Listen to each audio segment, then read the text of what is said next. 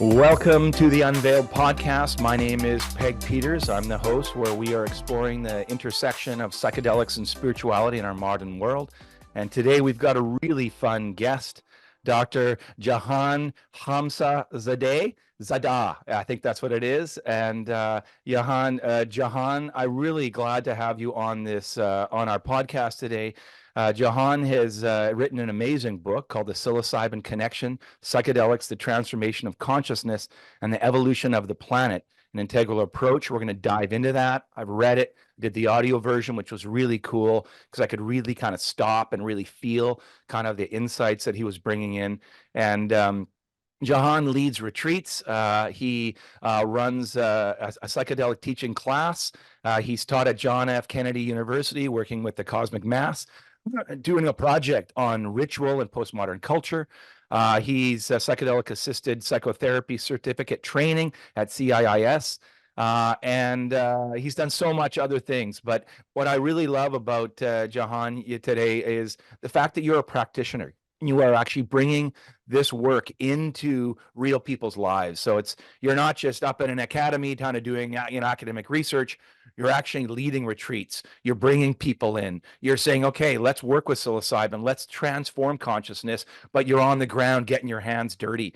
And that's, for me, is a really, really important part of the wisdom that we need to gain from this work is hands on the ground, boots on the ground, hands in the dirt kind of experience. So welcome to the show, Jahan. Thanks so much for joining me. Hey, Peg. It's an honor to be here with you. Oh, thanks so much. I just don't hear you there. Can you just give yourself an intro? Yeah. Got it. You got it. Yeah, we'll try again audio wise. Okay, you got it. Can you hear me now, or is the audio blank? What do we got? blank? We were good. We started and we tested it and it was good. Right. No. Okay, try again. Check. I think I think we're good. Oh, you're just plugging that in? It was plugged in because we were talking just fine. Let's see. Can you hear me now? I think there. How about now? Yeah, we're good. We're back. Great. Yeah, sorry about that. We had a little now I've got a nice little, I'll just do because I've got a nice little intro, I'll just throw to you and then you can go again and I'll edit that part out. Thanks a lot for coming on, Jahan. Welcome to the Unveiled podcast. Thank you so much. It's an honor to be here with you, Peg. Well, let's start by what you the way you introduce yourself on your website, which is really just draws me into your biography. You had this pretty radical transformation experience the night you went to a Tool concert, of all places. You write quite extensively about what happened when you took psilocybin mushrooms and went to this concert years and years ago, and it transformed your life. Can you kind of take us into that experience, because it really roots you in the kind of a wholesale transformation that you experienced inside and what it means to be a human and an alive, awake one? Totally, absolutely. The background before that moment, I was suicidal, depressed, and an atheist. Trying to figure out what to do with my life, and I had just graduated high school. On the way to see Tool, my favorite band, somebody I just met moments ago gave me a handful of mushrooms. So I matched took 3.5, 4 grams. At the time, it was just whatever he gave me.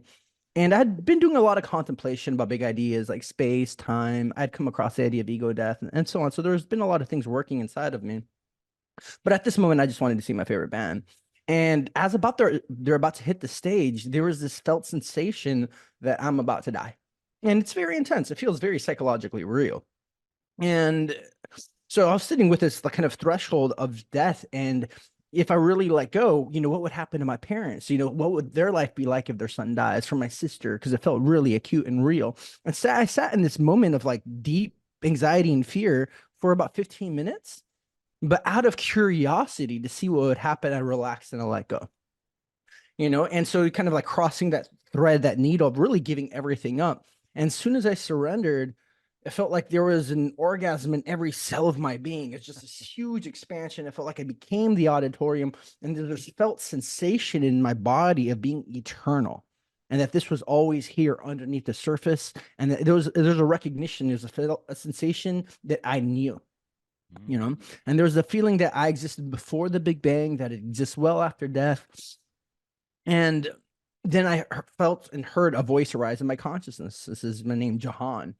And the felt sensation and kind of knowing was that this was God. Again, I was an atheist. I didn't think this was possible. And I said, "Is this real?" And the voice said, "Yes." And I just broke down crying. It felt like every wall I created around my heart, went through a really rough childhood, just broke, and ended up just looking at the ceiling, like gushing tears for like the next 90 minutes. And, it said, "What do you want?" As if like I rubbed the lamp of a genie. And I was like, I don't know. Nobody's really asked me that before.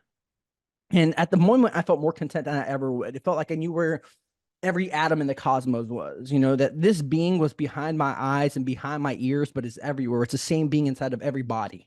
Right. And then I was like, well, I don't want to leave the state and not come out with at least some level of wisdom. And I was like, well, what are we? And that's a light come out of the ground and fill every body. And it's communicating that we are light and love. And it took me out to space, and I saw the same space out there is the same space that is here, and that these are space-time ships, biovessels to house light. And then it said that love's the most important thing in the universe. Miles after that is learning, and everything else is so insignificant compared to these values. Don't ever worry about it. And so I saw everything was deeply interconnected, inherently spiritual.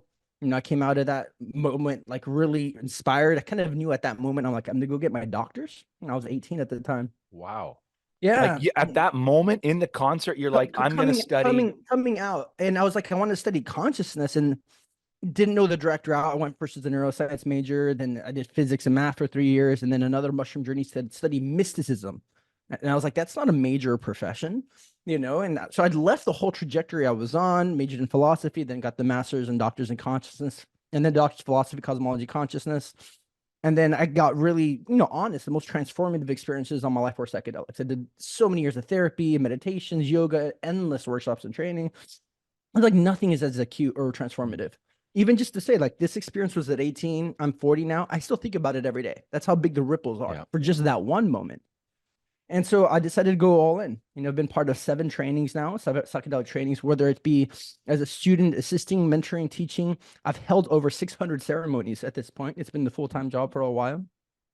And it's felt like the best way I could be of service, to the world. I think it's the most potent catalyst we have on this planet. Wow. Yeah. I hear it in your voice. It's like that transformative moment of recognition. You're recognizing you are connected to everything, to everyone and to the cosmos, and that the divine is not some kind of cosmic male patriarchal God out there, but the divine is this life force energy within all of us that I can awaken to that. And that sounds like, I don't know. It sounds that's for some people like, what? What are you talking about? But what you're dealing with is the mystical experience, and this is common as you in every religious tradition. You and I have done studies. That's my background is in world religions, and that's where I taught. And you can trace every world religion and talk about, let's talk about the mystics in the Islamic tradition. Let's talk about the mystics in the Christian, in the Hindu, in the Buddhist, in the, indigenous traditions. These traditions have always had a place for the direct encounter with the divine, the direct experience, right? And some people will use drumming, music, meditation, chanting, dancing. All of these are tools. These are scientifically based tools for pulling the psyche into an altered state, into what indigenous people call trance-based learning, where your prefrontal cortex begins to, in essence, slow down. The fear circuits drop away, and you move into this kind of unitive experience. The kind of the dualism fades away, and you begin to feel oneness. What you're talking about is of traditions that are thousands and thousands of years old that use plants. These substances that have been part of our planet since we first evolved. And that's where I want to start our conversation, because you kind of pick up on Terence McKenna's, excuse me, the stoned ape theory. I mean, I know that's kind of very general, but you really dive in to say, okay, let's look at the science as kind of as apes, really, as mammals evolving. How did we move from just kind of mammals, on in groups to these self-aware beings that could understand transcendence? And you say that the species of the psilocybin containing mushroom must have been really important in our evolution. Can you take us into that? Because you look at psilocybin in the evolution of consciousness, religion, connection, bonding, child rearing, like it's everything. Take me into this story, because I believe that underlying what it means to be human is our ability to access transcendent states using these plants. No, thanks. Glad for going there. Since like 15, I've been really interested in the idea of evolution from every angle. I think it's as Robert Bellah, the great sociologist, says, it's the great meta narrative. It's the same story that educated people around the planet have. With all the different religions have their own origin stories, but once you get to a level of rationality, and deeper levels of education, we can all kind of agree and have a unifying story around evolution. Starting from the Big Bang all the way now, the history of the planet, formation of our species.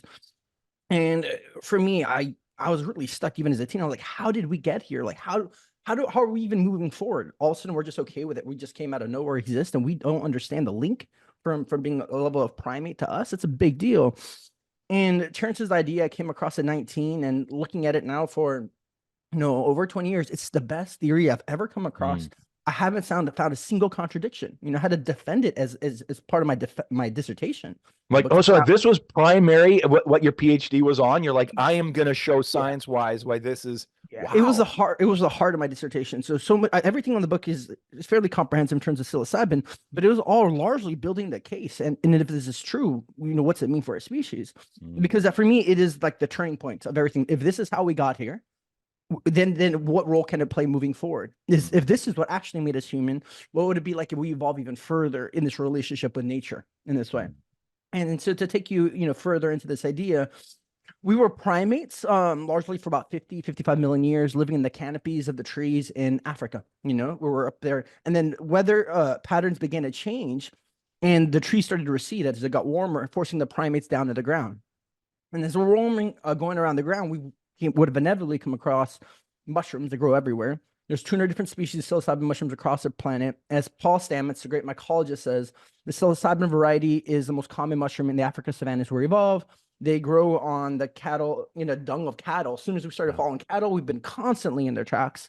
There's cave paintings in Algeria and Africa showing, mushroom use. And there's, archaeological, say art and so on, showing mushroom roots around the world. So like for 100,000 years, like we can see these the earliest carvings, the earliest kind of rituals indicate that somehow mushrooms were part of this collective moving together in these celebration events.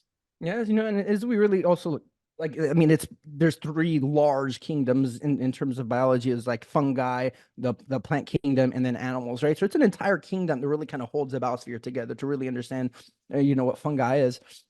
And so as we pass this, cap and stem formation, easy to spot, and we're looking as our ancestors for readily available sources of food and calories. And primates are largely plant-based. It's like 90, it's like between 65 to 95% of their diet is plant-based. So they would have just spotted it, ate it. There's a lot of primates that are known to eat fungi already. And at lower doses, it looks like it increases visual acuity. I think this Ronald Fisher was the psychologist started looking in the 70s. So objects look a little bit more defined. You can see color a little bit brighter. And this would help in survival strategies like finding snakes in the grass or looking for new sources of food. At slightly higher doses, increases sexual arousal and empathy, creating group bonding and higher copulation. So that group that took it would have probably grew in size a little faster. And at higher doses, at least people today, 65% of people have a mystical experience. A unitive experience unites one with both the environment and a larger sense of meaning. And this gives us to the formation and emergence of religions, and ritual. And so pretty much that's really important. I want to just punctuate this because I want to put a footnote back to this, because when I read that about what you're doing, I'm like, ooh, because I think a lot of people talk about the formation of religion. Yeah, that's important, like that people are now coming together to kind of understand or respond to the sense of their unity they have into something larger, whether it's the seasonal cycles, the equinox, and these other kind of times, which then begins to, create a sense of divine. But what you just said was rituals. Hmm. This is really important because this is, I'm going to argue, one of the reasons why we've lost meaning in the modern West is that we have lost our connection to ritual. The idea of coming together. We're now just a lone individual consuming in the capitalist machine, and we've lost our connection to others and ritual. So I want to just pick up on that thread. When you say ritual, that was Hmm. key to me, what it means to be human. And Hmm. we've lost that. Totally. In this sense, just bringing the psilocybin, it would have been intentional use in creating a container, likely, joined with the cycles of nature. So probably the first ones are, full moon rituals. There's nothing, you're paying attention to the sky. It's not like there's a lot going on. And so at some point, instead of taking, mushrooms as you find them, you start cultivating and holding mushrooms and then creating a container around it, doing it with the full moon. And with this cultivation, more mushrooms, higher doses, so more likely to have mystical experiences. I mean, it would have been so impactful. You start seeing people that have taken high doses, whether LSD or mushrooms. You can see really archetypal images and deities. You're Mhm. flooded with, sacred geometry, a deep sense of synchronicity and meaning, levels of almost teleempathy. It's really quite transformative. And a lot of what we see today in clinical trials would have been just as true for them. In sense of like in the brain scans, we can see it stimulates neurogenesis, the growth of new neurons. The brain Right. physically begins to grow. It creates a hyper-connected brain state. And then we see, depression go down, PTSD go down, anxiety go down, addiction go down. And so a lot of this would have been just as true for our ancestors. So it creates a lot of evolutionary advantages, right? As this went forward, we would have another important line that Terence McKenna spent a lot of time on. He says also it probably birthed linguistic functions and Mm. symbolic thought, because Mm. language really helped our species take off. And so if people have taken high doses or even in just religious mystical states, there's an experience where people start speaking like in tongues. Yeah. Glossolalia is the actual term for it. And so all of a sudden people are speaking with a deep sense of meaning. And then we can see the work of the artist Alison Gray, Alex Gray's wife, where all of a sudden the whole field and everything in front of you is flooded by symbols. And I've seen that where all of a sudden just symbols flood the entire environment. So maybe that would have been just true for our ancestors, since you have the creation of new levels of alphabet and language. So you have history and culture kind of growing in a large lens. There's a sense of like a deep sense of creativity as your brain's hyper connected. And so would have likely led to the formation of a lot of tool making, Mm. and ways to, as you're visionary, seeing the environment differently, to change the landscape of the environment and remake it. So all these kind of missing links of how creativity really sprouted, and belief Mm. making and myth making and everything, all the missing links I saw now all of a sudden come into play and easily explained in a very sounded, Mm. scientific, grounded, rational explanation that, Mm. includes chemicals, the environment, our biology. So it feels kind of seamless. Mm. Once I put in this picture, the hard thing is it's just been so outside of our paradigm. Mhm. It's just we haven't been looking for this. It's been illegal to study this for so Mm. long. It's so outside of the worldview that we thought was possible that I feel like we just missed this major idea that really kind Mm. of unites and makes our species make sense. And that helps us move forward. Because if this is Yeah. true, all those things that were possible now can be possible on a mass Mm. scale.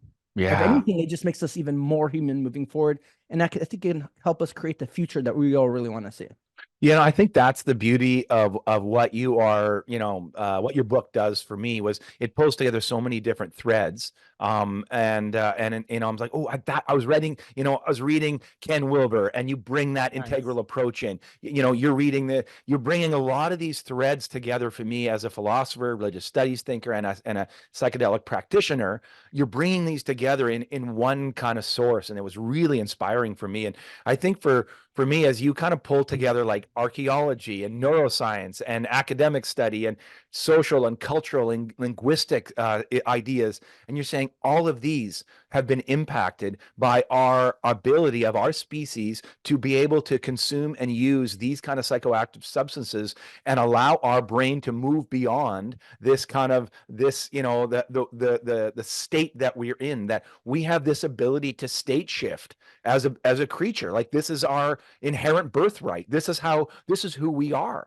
And I sometimes talk with people and they go, oh yeah, Peg's into plant medicine and whatever. And like it's a weird thing, right? And and that's, I mean, I get it. I mean, I came out of I'm an ordained minister, and so that, I came out of the war on drugs. I'm a Gen Xer guy who believed it hook, line, and sinker that drugs are going to fry our brain and we got to, run away from them. And it wasn't until about 8 years ago that I had my first psychedelic experience that transformed my life. Like literally, just like your experience at the Tool concert, I had a before and after where I kind of went through the veil and Oh, experienced this unitive experience, the kind of thing I'd been longing for since I was 5 years old yeah. as an evangelical Christian, longing for connection with God. Mhm. And what I got was, well, just, keep following these rules and doing this and love Jesus. And it was the best. That's all I could get. But I was really looking for a direct experience of the divine, Yeah. not mediated through someone else or, trying to feel it. I wanted what, all the mystics talked about, right? I Mm. wanted what Moses got. I wanted what these prophets felt. I wanted what, and that happened when I took psilocybin at a high dose in a really safe context where my body was calm and prepared, and I could open up to the unitive experience that transformed me. So I believe that this is actually a really important part, not just of our evolution, but of our future. Like this isn't, oh, that happened in the past, and now we're sophisticated and we don't need that anymore. Right. We need this more than ever, I'm going to There you argue, go. in There you our go. individualistic, technological, disembodied culture that we live in, where we're Mhm. on devices 24/7, getting a dopamine hit from being alone. We need something that's going to break that apart, bring us together, and remember who we really are. Mhm. So your book points us toward a new future of what is possible in creativity, art, science, neuroscience, healing, psychology. I mean, all of this is going to be transformed in the next 50 years. And Mhm. the people that look at me and think, oh, that's, he's really into this, that's cute, it's like a little there.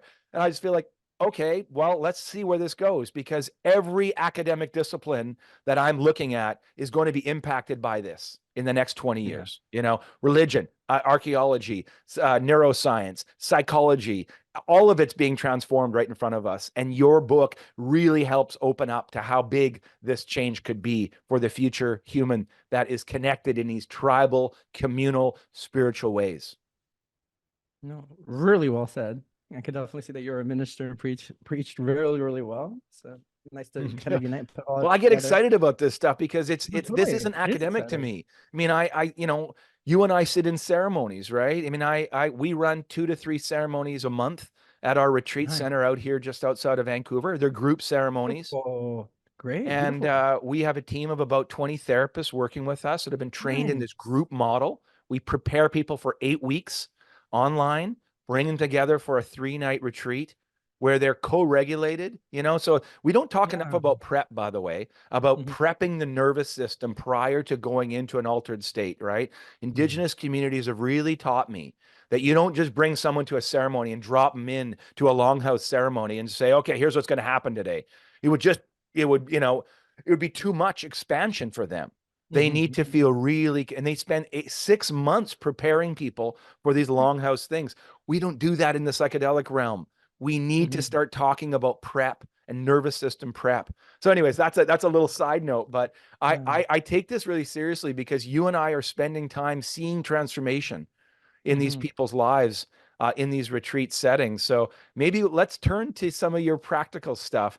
Tell me about your heart for the retreats you do. What are they like? How do you prepare people? How do you integrate them? What are some tools that you're learning to work with? Because you do group ceremonies as well, don't you? Yeah. Yeah. Totally. You know, I would never work with somebody without prep and integration stations. It's safety for me and for them. And as you're kind of saying, it's they're getting their mind ready, they're getting their body ready. It's helping set context. And so much of a therapeutic, we'll say, relationship comes down to the relationship. How safe do they feel with you? And that takes time to build safety, right? Somebody's not going to open up if they're not feeling safe. They won't be able to surrender. And so, a few weeks out, start building a relationship. Meeting each other, seeing each other online, And so that they're really comfortable with me, that they feel seen, that they feel gotten. I understand their biography. I see why, what they want to work on. I think maybe you'd have resonance with this, where I really got into this. Partly the drive was mysticism, in the sense that because that experience was so impactful in me and in you, and very similar, there's a sense of like, I've been wanting this since I was 5, but didn't even know it. And the felt sense is like, that's what everybody's souls want, because that's where we come from. Right. So it is the deepest hunger underneath. That's what everyone wants. Yes. Everybody wants. And most of the time they don't know, because they don't even know it exists. It's like, could a love that big really be possible? Right. They don't know. And so it is the most transformative experience, period. Nothing, it heals most of the traumas and so on. So even though I got into it for more spiritual reasons, 90% of the people come because of trauma. Right. So it's like, 90%, eh? yeah, That's the yeah. driving factor still, eh? Pain, Pain. So if life's uncomfortable, they're suffering, they're suicidal, that's quite a motivation. When people are doing well off, most of the time they're not like, hey, I'm gonna go out of my way and do a psychedelic journey, unless they already know about it. So about 10% of people come, they're like, they want to either performance enhancement or spiritual, possibility of spiritual experience, because not everybody gets it. But most of the people that come for the trauma, a lot of them will have a mystical experience. Clinical studies show 65% of people do it in the right setting, or a lot of them, as they start working through their trauma and they keep coming back to work, they eventually may. Just to also kind of be explicit, the hardest part of my work, because I'm really grateful for it and I really love it, and I don't know anything as impactful that accelerates the growth and healing so fast, is disappointment. So people see these even in my book, like the first chapter, the incredible things that are possible, there Michael Pollan's book, all this stuff. And, clinical studies found that it's effective for 80% of people with treatment-resistant depression. That means a population that nothing has worked for, 80% of them heal. I've definitely met people that don't respond to the medicine. Right. 20%. That's still a lot of Yeah. people, right? Yeah. So that's 20% of people that nothing else has worked for. I found for about 90% of people in the period, it works if I put in a more healthier population. Okay. But there's some people that, I mean, it's sad to say, I feel one of the common elements is they're so disconnected from themselves and their emotion and their being, or they've been numbed on antidepressants for so long that, like, or they'll have such high level of control, CD, I can give them high amounts and it's still not really effective. And maybe if they keep coming in 20 times, it would wear it down, but a lot of people, if they come once or twice and nothing happens, they go somewhere else, understandably, because, and it's also, I'm just going to bring out the shadow part where it's just like, oh, why me? Even this doesn't work for me. So it's hard. I've had this, can we talk about this? We don't talk about this enough, because, I know. we hear all the great stories of the 80%, Jules Evans is a researcher in the UK, a writer and journalist, and he has this, I think it's called like the Troubling Psychedelic Experience Project. It's like it's for those 10% of people that these experiences don't work. They and they have bad experiences, and bad meaning like we can say, oh, they're challenging, but for the individual, it's really hard. Like, we get to go, oh, you know what? You didn't let go enough. That's awful. That's not what I don't want to blame people because their nervous systems are so rigid and had defended. That's not their fault, So when I'm working with people, and I had one even this Sunday, we had a group ceremony and she dissociated for 4 hours, like just sat there, eyes open, but completely dissociated, couldn't speak. And I was like, oh, this is a nervous system reaction. You were overwhelmed. Your body has held so much trauma that you went into a freeze state, where you just dissociated from your body. And it's a helpful mechanism as a mammal that we can dissociate, and we can, save our life sometimes by doing that as we're overwhelmed, our nervous system. But this poor woman, that's not what she wanted. She wanted to heal trauma. She wanted to move through it. And I just feel really sad for some of these people that don't get these kind of wonderful experiences, or these, even though they're hard, they're cleansing and helpful. Sometimes these are really hard, and you have to say, okay. And what I'm learning is that because we are in a container, a group that's been meeting for 12 weeks, the group then takes over with compassion and love and says, oh, let's work through the disappointment of this experience together. What's coming up for you, rather than running away and saying, oh, it doesn't work for me. the group begins to say, can we hold you in this disappointment? Rather Mhm. than you going, I knew it. It's me. I knew it. I'm a failure. I did it wrong. Yeah. And that's where this stuff goes. So the group comes around with love and tenderness and says, hey, there's a reason this happened for you. This is not your fault. Your body is so tight. And Yeah. we help let it go just a little bit, even without medicine, so you can Mhm. feel the love and get back into your body, right? We've been so disconnected from our bodies that as you said, the answer is to come back to be an embodied creature, to be Mhm. back in touch with your nervous system, the feeling states. So I want to talk about some of those challenging Yeah. experiences.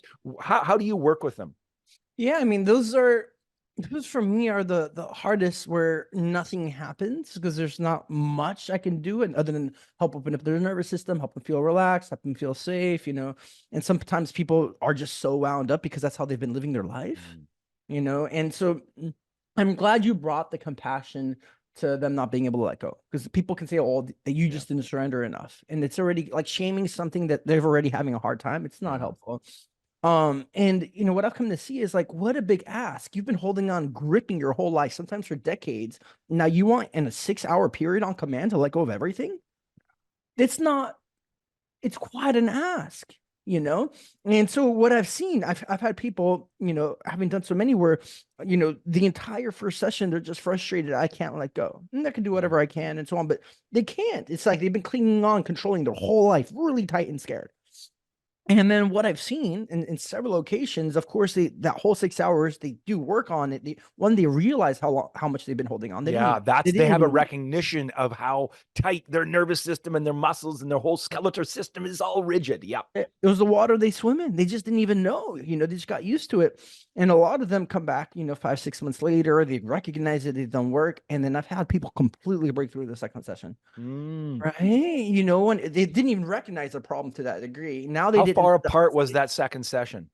5, 6 months. You Okay, know, so I mean, you wait a while. you know, so I have the more way of being that I ask them to come back on intuition when it feels When they right for feel you, called. instead of being Yeah. like a prescription of like, come back in 3 months. It's like, how do you know? You know, the way kind of more doctors work. I mean, I could tell them something if they want to know. And I'm like, here's, Mm. you know, my best guess, seeing you, what you've gone to. When to come back, I can tell them. But I want to empower people to feel strong and use their intuition. Mm. You know, some people could be 2 months, some people could be next year. Mm. Nobody, you know, nobody knows what they need better than them. You know, Mhm. so I want to empower that. And so they have a better idea when they're ready. And so I've seen massive breakthroughs when people do come back, you know, in Mm. that regard. Yeah. I liked what you were saying, the differences, you know, between the group container and the one-to-one.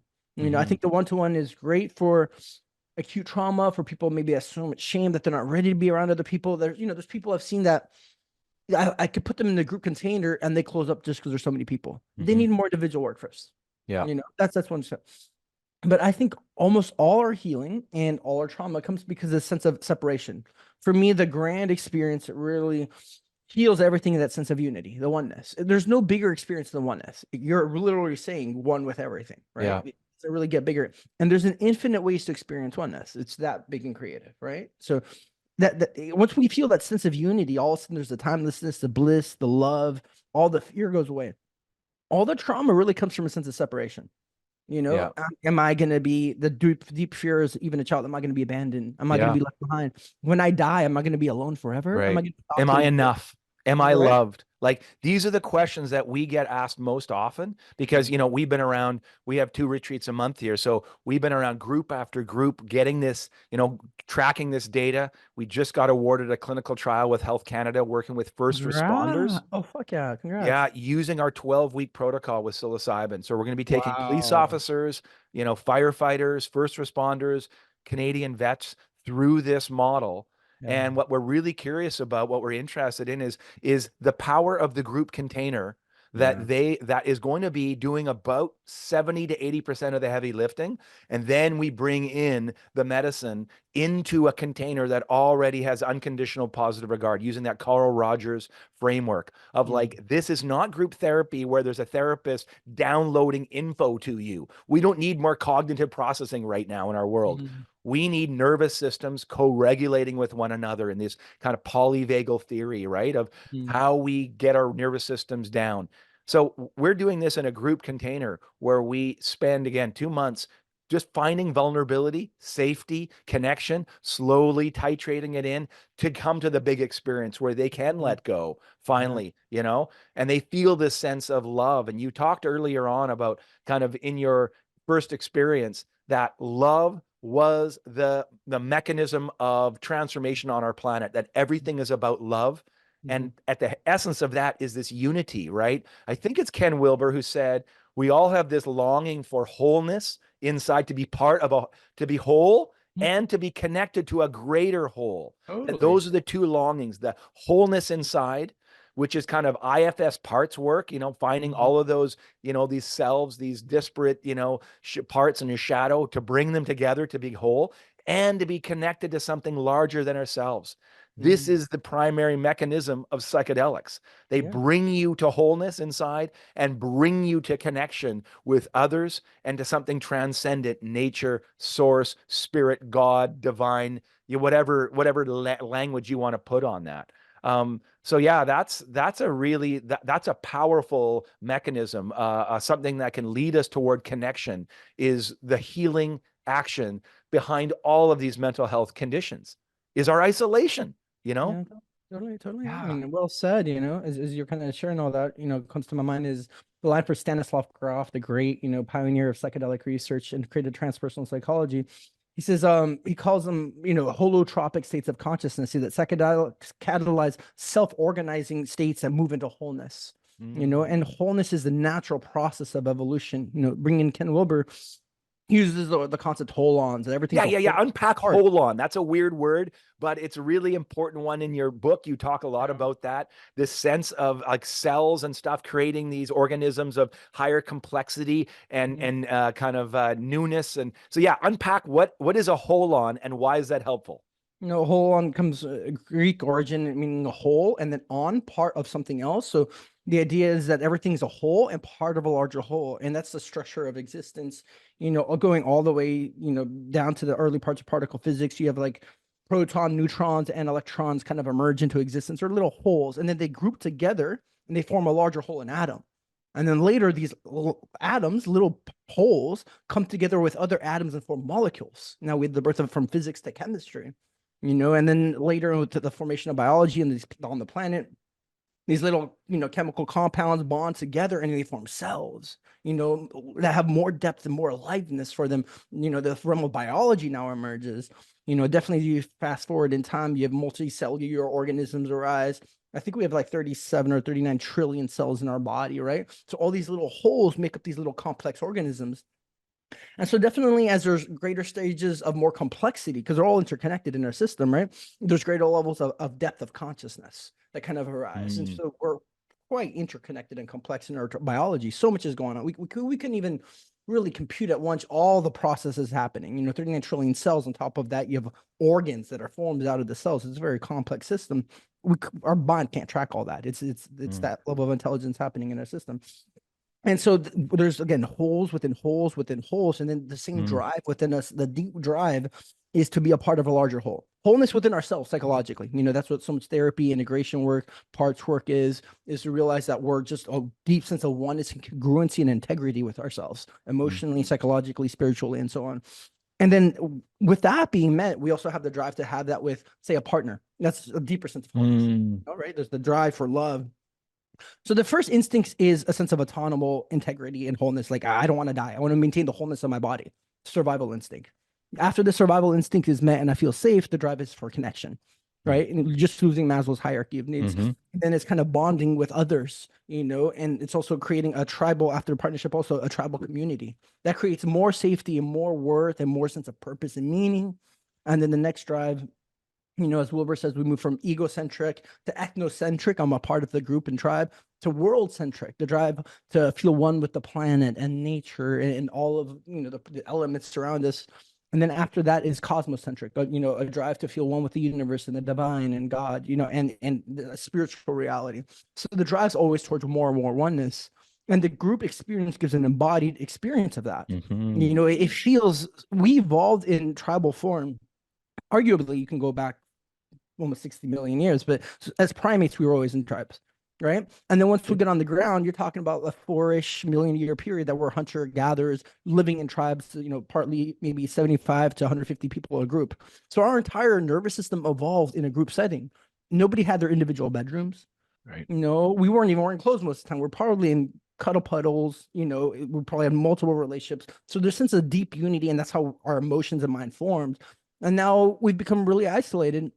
It's only in the last, I think, couple hundred years that a lot of people even have their own bedrooms. For a long time, people live in their own houses. You're in a more tribal setting where you grew up. Your aunts and uncles were probably down the street, and your grandparents are here, and you have your cousins here, and so there's a sense of deep oneness still. Mm-hmm. And now with modern society and transportation, we're really spread apart. So there's a deep sense of isolation, Mm-hmm. and that's increases our sense of anxiety and our depression. What I've seen at the core of depression is I don't like myself. I'm not enough. If you don't like who you are, you're inherently depressed, right? That's the core element. Imagine Wow. being in a relationship with somebody you don't like, being in a marriage, a domestic partnership with somebody you don't like, inherently depressing. Except Mm. this relationship is you, and you're always walking around with it. That is Wow. what depression is, right? And so the way out of depression is liking yourself. Imagine you really like yourself, then you're stoked and in love, and then you're feeling confident and good and secure. That's the opposite of depression. But when people tend to not like themselves and it's emotional sense of shame, they start to withdraw and isolate. So that's the second largest element of depression is isolation. So the way you heal depression is generally building the self-esteem, having them like themselves, and then getting them into connection. And same with anxiety. If you're not feeling connected and you're not feeling capable, you're going to be scared of the future. That's what anxiety is. I'm scared of the future. We don't know what's going to happen tomorrow. It's always the universe is inherently unknowable in terms of what's going to happen. That's the element. That's the only constant is change. We don't know, but what you can do is trust yourself that you're able to handle the obstacles of tomorrow. Mm. A sense of empowerment. So that brings people with anxiety. So, but we feel when we feel more connected, we feel less anxious. Once you have a unit of experience, you kind of relax. You kind of trust even that death isn't something to be scared of, which Mm. I believe is just a deeper sense of unity on the other side. Yeah, I did a film called Dosed, Trip of a Lifetime. I was Mm. executive producer. It was a friend of mine that had terminal cancer.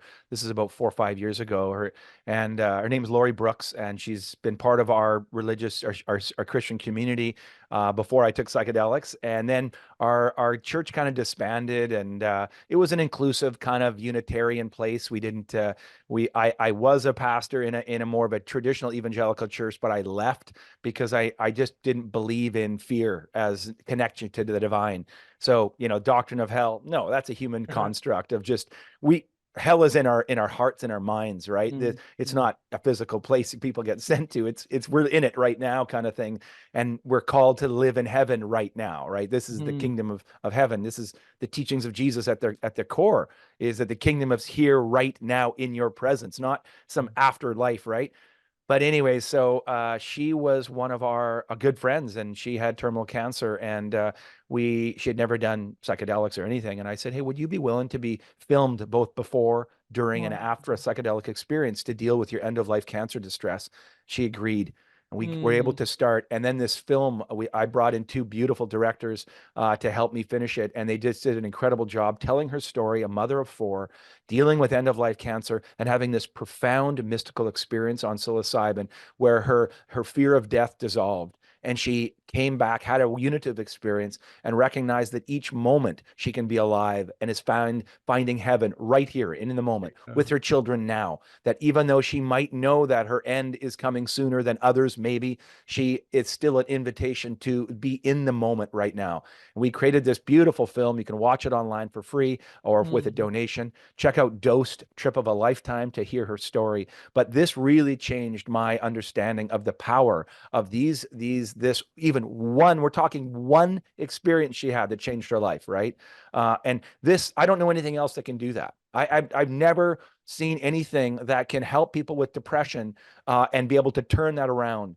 I remember, I think it was, I forget who said this. Was it Michael Pollan? I don't know, but someone said, oh, I think it was Stanislav Grof. He said, if we can imagine that one event can be so traumatizing that in minutes your autonomy, agency, and choice was taken away, so traumatizing of your nervous system that in those acts of violence and terror, in a minute or two, that you are then marred for maybe 30, 40 years, your whole life, traumatized by this event of violence. Maybe it's a rape or an assault or something like this.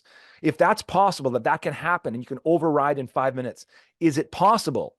Is it possible that a 5 minute extreme big experience of connection, love, belonging, safety, and of feeling empowerment, that can correct that in nervous system overload that maybe happened 30 years ago? That in 5 minutes, in experience of a music and on psychedelics, that can heal. And if that's possible, we got to look at this. We've got to look at this because there's millions of people on our planet that have been trying for 20, 30 years in CBT therapy to try to get out of their head, not feel scared, not feel like they want to kill themselves. And we've got a substance that when done safely in the right set and setting, and we've built a model to really slow down this thing, put it in a group, slow it way down to calm this nervous system down. That's possible that we can help people out of this stuff. We've got these tools right now. So, I'm excited about the research, but I'm excited about getting this into communities, not just keeping it in the lab. We need to get this into our communities, our spiritual communities, our churches, our whatever. These frameworks need to be trained. Chaplains need to be trained in this model. We need to see a huge shift in our consciousness of people being freed from what you say is anxiety, this fear of death that grips us because we're so isolated and alone. And then COVID just kicked the shit out of that in our nervous system. Oh, totally. Right? Totally. So we are in an epidemic of loneliness, isolation, anxiety, fear, and depression. And in the midst of that, this species comes to us and says, I can help. I'm here for you. Like I just brings tears to my eyes to work with this sacred mushroom. Absolutely. It's also to bring in like another kind of depth of context, for so long, I think since 15, I was like, how does some compounds exist? Like you could take a compound and it could change your perception of reality. How is that possible? And especially as getting order, having these big states where sometimes they're disorienting, the states, but sometimes they give you higher orders of complexity, of thought, of greater recognition and awareness. And sometimes the visuals are better than any CGI I've seen. I'm like, these aren't randomly made. And so within the context of evolution is the only way to really make sense of it. It looks like psilocybin's about 70 million years old. I took that from the book Entangled Life, Merlin Sheldrake's book. It's gorgeous. He's, a great mycologist, did his doctorate work on this. And the son of Rupert Sheldrake, also the great kind of theoretical biologist. We're going to talk about Rupert after this because that guy's crazy cool. Fun. So it looks like fungi evolved on the planet about 2.5, and some people say all the way to like 3.5 billion years ago, right? So predating plants and animals. Animals are about 500 million years. So about 5 times older than animals. And the body of fungi is mycelium, so it's this large underground network structure. It created the first soil so plants could evolve. They were the first root systems for plants to evolve, right? And so we're talking about a net underground, sometimes stretching miles, that interlinks all the biology on land. That there's this living web, almost like a brain, sending chemical and nutrient impulses everywhere, right? Breaking down a biological life that died and refeeding the nutrients in the biosystem. It's very much the ground of being on the planet in terms of life on the biosphere. And so millions of years go by, we have the formation of both the cap and stem formation, the actual mushroom, but of psilocybin. And we've been evolving, now for, 500 million years on top of this structure. It's attuning to our biology and our nervous system, right? And it knows the entire, biosphere. So one of my big insights to really loop into this is, I got it from Professor Richard Doyle. He wrote the plants, Sex, Plants, and Evolution of the Noosphere. It's called Darwin's Pharmacy. And he read thousands of trip reports. And he says that the main psychedelic insight is that the participant realizes they're part of a vast interconnected living system, and they should be retermed ecodelics. So they bring us ecological consciousness, and ecological consciousness is a sense of the greater wholeness of your consciousness and what you're connected to, of our interconnectedness in many ways. And our interconnectedness goes all the way up and all the way down at all levels, right?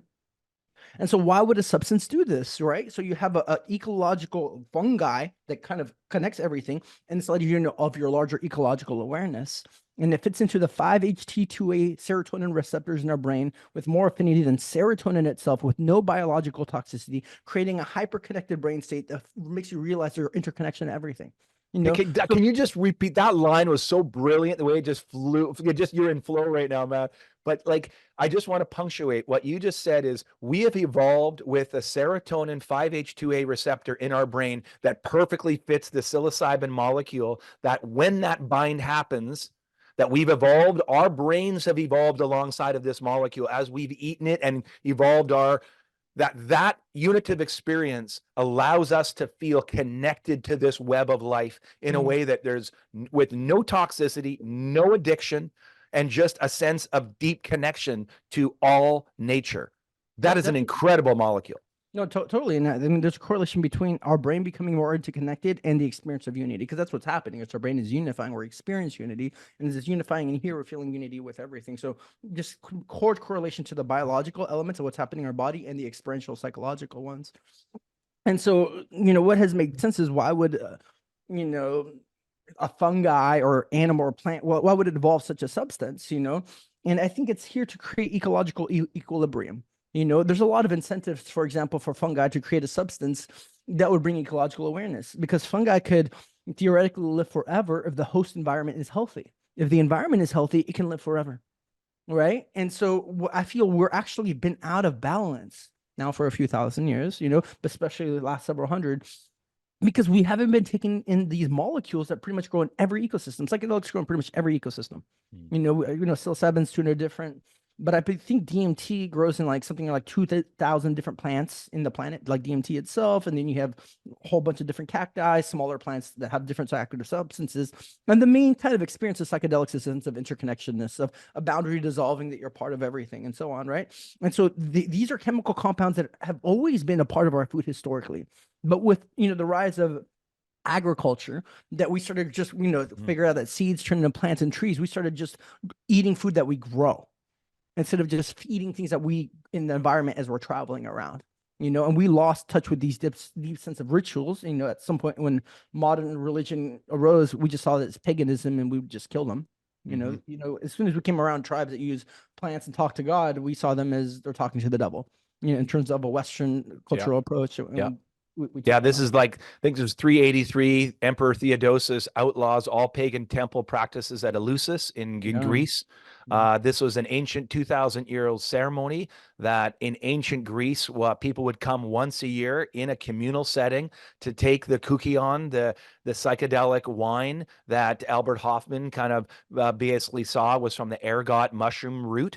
And we have people like Brian Mirarescu, who has done the Immortality Key book, really talking about early connections between what they call the pagan hypothesis connection, or the pagan continuity, that through these ancient pagan practices of connecting with nature and using plants to alter their state and connect with the divine, they brought that into early Christian Eucharists, that the early Christian Eucharist wine was spiked with this ergot mushroom they got from Greece, that these early Christian services that were led by women allowed people to find direct connection with the divine. That was outlawed in 385 by the emperor. Said, no, all Christian ceremonies cannot be connected to plants, has to be run by a man. Women can't serve the Eucharist, and all these pagan temples are going to be called pagan now, and we're going to level them. So he destroyed this 2,000-year-old practice that, people like the Caesars and Marcus Aurelius, Plato, Aristotle, Socrates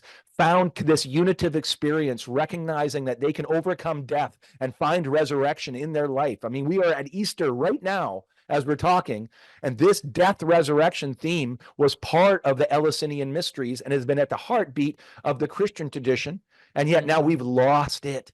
We've lost it with the outlaw of these practices that'll give people access to death and resurrection inside your own life now. So yes, I think there's so much we can learn here from history, and when we lost that access to these mysteries, we really lost part of our humanity, didn't we? Oh, no, totally huge. And there's a good book by Jeremy Narby and Aldous Huxley. I believe it's called Shamanism: 500 Years in the Path of Knowledge, and it's looking how does the Western traditions, especially from Europe, how have they been looking at shamanism? How's it changed in the last 500 years? And the first time they came across it, and for a good 100 years, they were seen as devil worshippers, right? So Mhm. definitely, as pagans, anti-Christian, they needed to be killed or reformed. And then they saw them as charlatans, a few hundred years later. So these are now tricksters that are there to Mm. trying to trick you and maybe take your money and so on.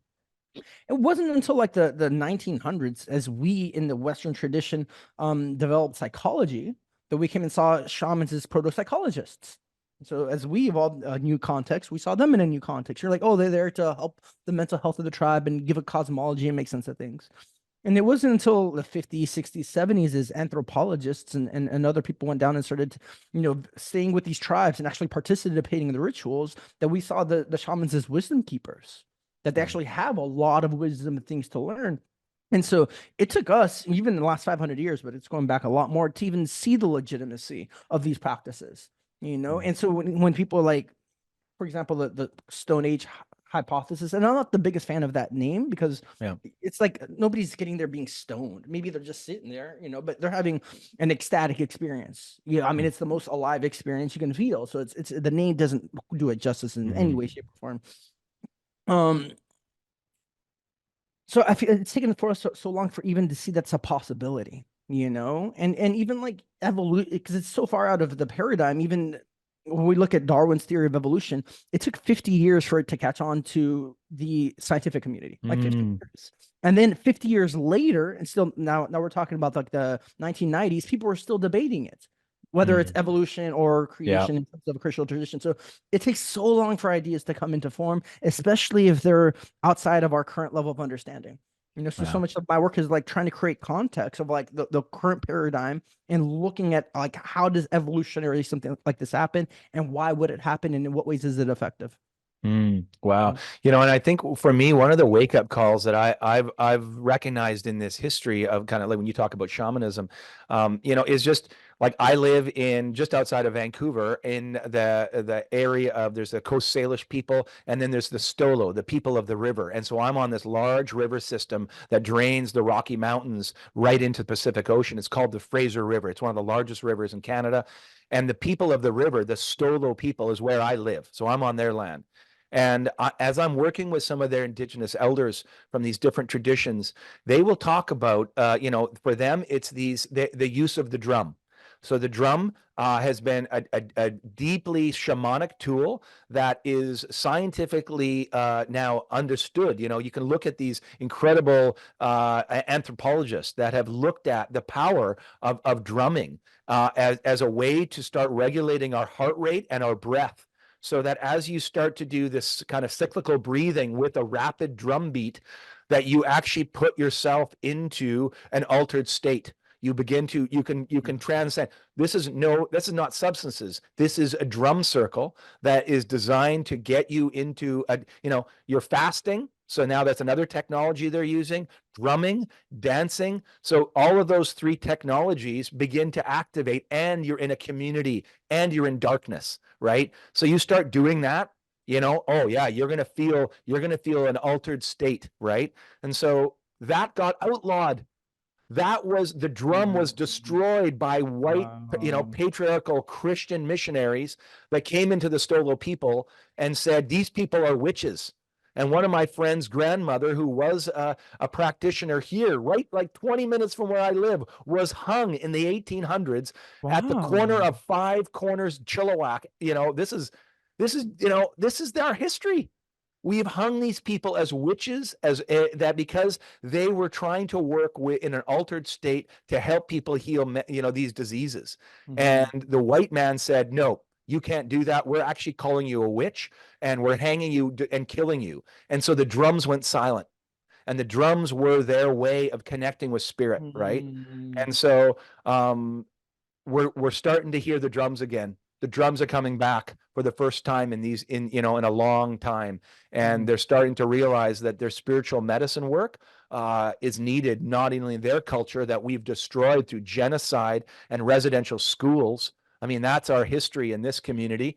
Is we are the Catholics and Anglicans took these children away from their families and tried to kill the Indian in them. That was the Canadian government policy.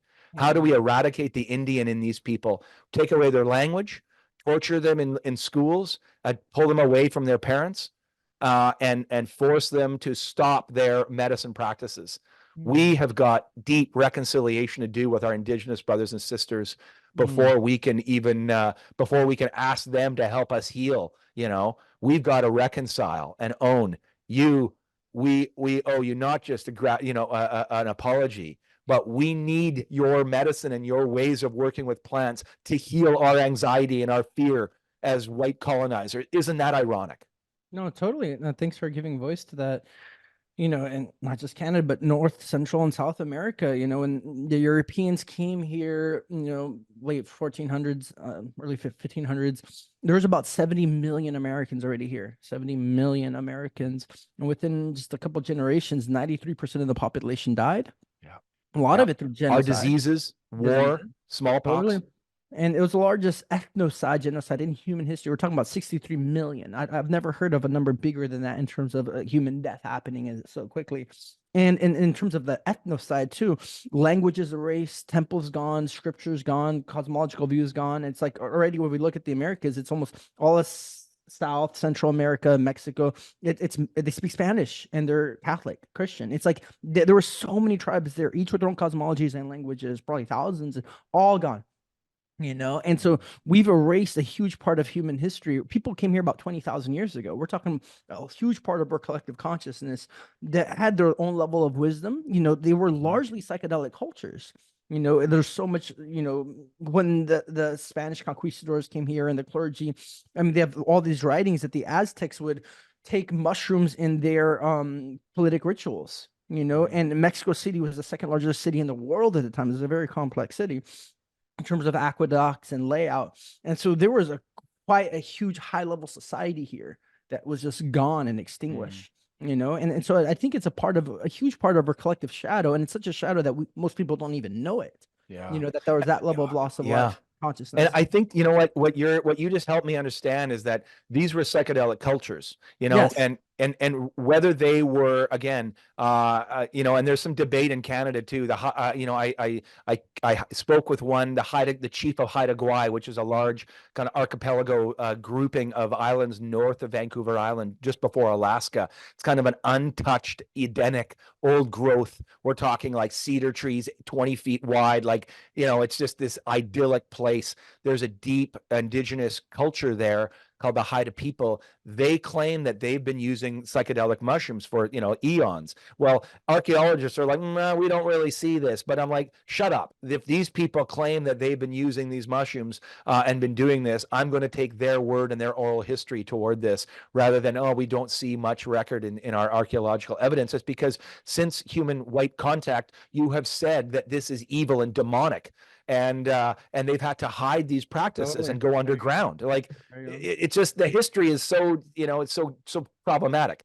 But when you say these are psychedelic cultures, I think what you're saying is that the evidence points that that trance-based learning is primal. This is what their spirit dances, their winter dances, they're in altered states, their funeral rites, they're all altered state work. So they recognize that what it means to be human is to be deeply spiritual first. My friend Winchester, who's an indigenous somatic healer, says our indigenous people see us as spirit first, then body, then emotion, and then the mind, in that order. We are first spirit. As babies, we take in spirit, we take in life, right? And so to deny spirit is to eradicate the first premise of what it means to be human. And that's what we did in the West. We eradicated spirit in their life and said, you can't use these shamanic practices, these psychedelic practice, whether with mushrooms or trance dance. You are evil, demonic, and we have to get rid of them. In order for us to reconcile with these communities again and build restitution, the drum needs to come back. We need to honor their lineage of how they encounter spirit. This is our first act of reconciliation, I believe. I'm also really glad that you're bringing dance, so much into it. It's one of my favorite things in life, period. I believe it's something that we all could or should be doing and benefit our lives if we're able to, if our body able to. As soon as you put on music to a baby and they're able to stand up, they start to waddle and move to rhythm. It's inherent in our being, and it does create a sense of synchronization with our body, our heartbeat, and music itself. The universe means uni, one verse song. In Greek means one song in terms of what the universe is, in Mm. terms of a vibration. I had this experience of 18 several months after that Tool concert where I went to my first rave. I took some mushrooms and I never danced my whole life. There's too much shame and being self-conscious, right? But as I'm closing my eyes and feeling the music and starting to dance, there was like this voice inside, yes, yes. And I realized that the more I danced and gave into it, the more I felt connected to God. Mm. And so it really struck and created this whole constellation in my system that dance is a spiritual practice. And I haven't stopped since. So I try to go dancing twice a week now. Oh, wow. Yeah, yeah. So went last night. So I mean, around the world, what's evolved in so many places and started here in Oakland is ecstatic dance. So Yeah. every Sunday and Wednesday here, 200 people come out. Wow. And it's the rules are like no shoes, no talking, no alcohol, and you just get lost in the dance, Wow. trance for a couple hours. And just like with meditation, the first half hour feels different than an hour in, feels different like an hour and a half in, right? The more you kind of dissolve and let go Mm. of the ego barrier. As soon as people start dancing, for those that haven't gone too much, the first 5 to 10 minutes, your ego's still there. How am I being seen? Am I doing that right? All that part of your mind starts to wither away. You start giving the Hmm. rhythm. Hmm. And definitely for me, hour and a half in, you're in deep states of flow, Yeah. just flow states. Your body's just moving, doing its own thing. You're feeling more bliss, ecstatic, connected, joy. You're more connected with your whole being, Wow. and that sense of flow state starts to transfer onto the rest of your life. And Wow. I've some of the best parts of my entire life, and I was surprised to really acknowledge it, was dancing on psychedelics. Mm. I love sex, and sometimes I'm Hmm. like, man, is it better than sex? Because there's a Mm. deep sense of aliveness of really feeling your energy, and you're kind of like Hmm. having sex with the cosmos. Moving with every like subtle rhythm, and it brings a deep sense of creativity, empowerment, confidence. It's like you're really somatically breaking the mold and just really being yourself 100% fully and trusting it. That you really Wow. get lost in it for hours. So it's something I wish every human being could experience. Wow. And I but love it's not that. Dance is a universal thing. It's something that I think in the West we still connect with. Dance is still important. I mean, we've seen this in, I have four daughters, right? They're all in their 20s. And so my daughters talk about, rave culture and how powerful it is, right? To come together, as young people in a community because we've lost our connection to spirituality. We've lost, I mean, religion has become bondage, it's become shame, it's become control. And so they're looking for these unitive experiences so they can come in at a rave festival, a music festival, a Burning Man, and they can take, a substance that allows them to feel alive, take MDMA, feel connected, feel the love, in the rhythm of the music. It's tribal, it's ancient. They're tapping into a practice that goes on for as long as human beings have been on this planet, there you go. I worked in Ethiopia for 15 years doing water projects and Wow. empowering women with access to education and water in a charity that I helped Amazing. found called Run for Water.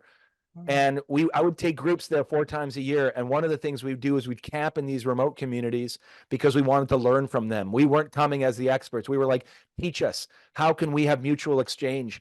And they would say, the first thing we'd do is like, you want to learn who we are? Come to our fire dance tonight. Oh, fuck And yeah. they'd put a fire, and then you're dancing in a giant circle, women in the middle in a circle, and the men on the outside in a circle. And you're, Wow. men dancing with men, women dancing with women in these two giant circles, and where the fire is like 20 feet high. We're not talking a little bonfire, we're talking massive fire. And there's music, live music. And I'm like, oh, okay. When we first started doing this, I brought my daughter, Milan, my oldest daughter, and I said, oh, yeah, this dance will probably be, they'll probably dance for an hour. Yeah, no, they don't stop dancing for about 6, 7 hours. Like you have to take a break because they're getting into this trance, right? They're getting into this connection, this feeling, the rhythm of it. And as you said, the first hour is just warming you up. Like, you're like, oh, sure, you're tired. Who cares? We're going to start to feel. And she danced with this one girl for about 4 hours. They didn't speak English. And to this day, she says, Dad, I was with this young, I don't know, maybe 16-year-old girl that we locked eyes with, and we just stayed connected around the fire in this dance. She goes, I will never forget the look on her face of connection and love. And we Mm. vibed for hours around this fire. I mean, that's as, Mm. that's about as profound as it gets, right? So dance, it helps you get into an altered state to Mm. recognize your connection, your unitive feeling that we are one, that we are all actually on this planet together with love and connection. So Mm. I love of dance, and I don't do enough dancing, man. Like you Yeah. inspired me. Like I want to find an ecstatic dance class and Please, get this please. going. I think we all could benefit so much. You're saying I mean, if we're thinking like our tribes were evolving as, hunter gatherers making a fire, there's nothing to do. Eventually, somebody starts making music with their vocally and they start dancing. I mean, it's Mm. really fucking old tradition going back Mhm. as long as we can say that we're human. And I think it benefits every part of our being, the sense of belonging, connection, exercise, rhythm. I mean, I'm fairly convinced people can get out of depression out of it, and a deep sense of connection with others, but it's hard to force people. At least I try to get my clients to go exercise, Mhm. but it's such a big step for them to go dance because Yeah. maybe they haven't in years or maybe never. But if they pull through about it, it's even the name ecstatic. I Yeah. feel you touch the part of your being that has to do with joy, and you get out of your Mm. mind and into your body, and you start to feel Yeah. your actual essence. Oh, I love that. I mean, we're talking about, things at the core of our being as humans, right? Joy, that we live these, again, I'm drawn back to my tradition that I'm dancing with. I'm dancing with this Christian tradition that is so full of patriarchy and violence and oppression. And then I'm owning that and trying to find this unitive, invitation to Christ consciousness, which is beyond kind of religion. It's about this sense of that we are all love, that we are all connected, that there's no in and out. There's no like you're better than me, that we are all one. And so Jesus says, I've come that may have life and have it abundantly. Not that we would have a struggle and shame and guilt and, from religion. That is heavy burdens. That's the stuff that Jesus stood against, that all the best teachers on our planet that have been religious and spiritual teachers have always critiqued religion as a mechanism of control. And that spirituality is about a direct encounter with the divine, feeling it here, and to feeling that love, that joy, that sense of vibrancy to be alive, right? That's Mhm. what a true teacher is, a true spiritual teacher is. Mhm. Um, I want to pivot a little bit, unless you want to rip on that for a I second. mean, just something that's come up for me personally is like by the end of this year, I'll be a licensed minister, and that's it was like its own track of like partly just to bring more What? and say to do this work legally here, and a friend started a great church and so on. And I definitely had to go through a lot of work around that because, having seen growing up, and I went to church growing up too, but seeing so much of the shadow, there's a sense of like, my life has revolved around spirituality, but I still had a lot of contention with religion itself. And even the roles and the names and the status, but it's like I went through a lot of work where I was like, like this would help me be more effective, Wow. to take Like, that and role. which And tradition? Are you coming at it from a so Christian so tradition or what? yeah, so somebody that I did a lot of training with, and he's a doctor teaching leadership at Sophia University. He's just like, we need to do this and create it within the spiritual context, not just psychotherapeutic. And so he created a church about 4 years ago called the Congregation of Sacred Practices. And so they create a 2-year program for training people to be ministers, working with different varieties of medicines. Hmm. And now launching in July is a bridge program. People that are already highly trained have been doing this for a while to do a 5 to 6 month seminar, Hmm. and learn from each other because there are people that Oh, you already have had like 200 journeys under your belt is like the minimum to get in. yeah. So we can all learn from each other, but still get a license to do this Wow. work. So it I'm was all interested. in Like, house. I want to start this network in Canada. Yeah, no, Like, happy I would to. love to, like, seriously, in this moment, I'm vibrating because I'm like, this is one of the dreams is to help train clergy and people that work in the spiritual traditions as a way to, like, you don't have to dissolve your own spiritual tradition. Great, Yeah. use it. I love it. But find ways to be trained to be able to use this practice of psychedelics as a way to help people heal and connect and build communities of connection. I'm a church builder at the end of the day. I want to build Mm, places where marriages thrive, where mm, parents are being helped to raise their kids, where moms can be supported in, with in their postpartum depression using psilocybin, right? This is what good looks like for me in the future, right? Is that we have these spiritual communities that psychedelic mushrooms are part of the enhancing process of what it means to be human and connected to one another. I'm Mhm. interested in what you're talking about. Totally. In the framework, he spent years building it with his partner. He's even the congregation of sacred practices. It's so inclusive, a coming together of sacred practices. And he made the model and an intention with it for easily to spread, so it can be used everywhere, really. Wow. Well, Yeah. we like this is really you and I got to stay connected then, because Yeah. this is I had no idea that you were kind of being drawn into some of these frameworks. I didn't know what your own kind of spiritual where you were landing. And you're Hmm. saying I'm willing to kind of connect these some of these symbols, these Christian symbols, and bring them alive again with inclusive, loving practice rather than these weapons of exclusion and Hmm. weapons of how do we alienate, the queer people among us. You're going to hell, you're going to hell, the Muslims are going to, everyone's going to hell except for us, right? That's what I grew up with. Yeah, And for I want sure. to break that and change it and say, no, we're all one. Let's Yeah. find love. There That's you what go. the core message of Yeah. this tradition really is that I've come they may have life. Everyone, and so I'm really curious that you're dabbling into that. I definitely will look into that. Beautiful. Beautiful. Happy to stay in connection around it.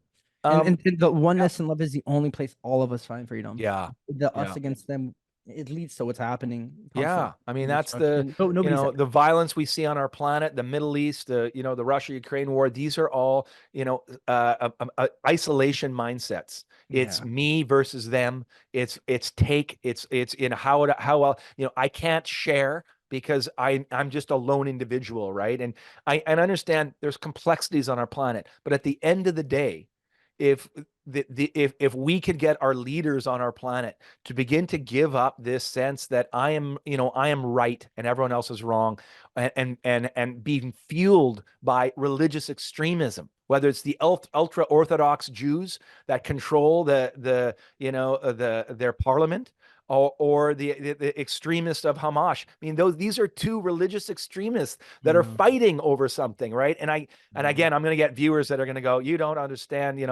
I'm Yeah. saying as a psychedelic thinker, I believe these substances, have huge potential. And I had a beautiful conversation with one of my guests who does ayahuasca with Palestinians and Israelis, uh, and Amazing. and he studied that for his PhD and looking at what happens when people from two different worldviews come into a ceremony together and find a unitive experience, and it transforms them all. There's There you healing and go. there's reconciliation. This is what we need in our planet, man. Wow, Yeah. we need that. I mean, at the depths of us, we are each other. I am you, and that's the way to be living for sure. And with that Mm. comes more love, more connection, more safety. Something you shared earlier that was a big core part of my life was during that experience at 18, there was this recognition, knowing, and also being told like this is heaven, and it's inevitable for us to create that reality. It's like an acorn that needs to turn into a tree. It will. The blueprint of the tree is already in the acorn. It's going to get there, but we're in that process of getting there. And Mm. the thing that's holding us back is our perception of all seeing it. If we all saw that this was heaven, we would treat the world as such and treat each other as such, that everything is sacred and part of the divine. So it's only coming down to our lack of perception, and once you have just that one moment of seeing that, because in those ecstatic states, it feels 110% real. You just wake up to a recognition of like, this is the most real thing that's ever happened to me. Yeah. It's completely shifts everything sometimes for myself and many people overnight. I don't think we can get to that world without them, to be You know what? honest. That's an interesting line, and I've been hesitant to say that at times, and Yeah. yet I totally agree. When you say it like that, I take a check and go, "Are you just like into the psychedelic train and just doot doot?" And I'm like, no, I've been around here long enough. I've been here, I'm in my 50s. I've been married 33 years. I've raised 4 kids. I've built communities. I've started nonprofits. I've traveled the world. I'm in kind of my elder stage now as an elder and mentor of people. I have never in my entire life come across something that can radically transform your life like this. Yeah. And in again, safe, context. It's not for everyone immediately. We need to really do the right screening of people. Some people are so traumatized that this is not what they need, is to have their nervous system blasted open with a nervous system stimulant like psilocybin mushrooms. They need that titrated. But I believe that everyone eventually could benefit from a psychedelic experience in a safe, loving group container. For me, that's really important. And I kind of want to turn there for a second, because in the research on psychedelics so far, we have not talked a lot about group containers, because most of the research is done by places like Johns Hopkins, where it's 2 therapists and 1 individual. And I like, I get it. That's very controllable for variables, right? We got to control everything. We're doing double-blind clinical studies. And you're like, really? You're doing double-blind clinical studies with this molecule? Good luck. But because it's so, you can't control it. But we haven't looked at group containers because there's too many variables that they can't control in the field of energy that gets created when a group comes together with shared intentionality and love. So I want to talk about what I'm experiencing, because we've been doing these group ceremonies now for about 2 to 3 years. And we've been tracking data using something called Quantified Citizen, which is an external app that allows people to we get a battery of tests before they come into our program, looking at, PTSD, sleep scores, anxiety, after, and then 6 months and a year follow-up. And we're looking at the data, what happens in these group containers. And what people are actually saying is most of their shift, they would argue, is coming from the group container that then psilocybin kind of brands into them. That the feeling of belonging, love, and being seen, they rate as the most important factor to their healing, that happened prior to their retreat. So I got to just tell that to people.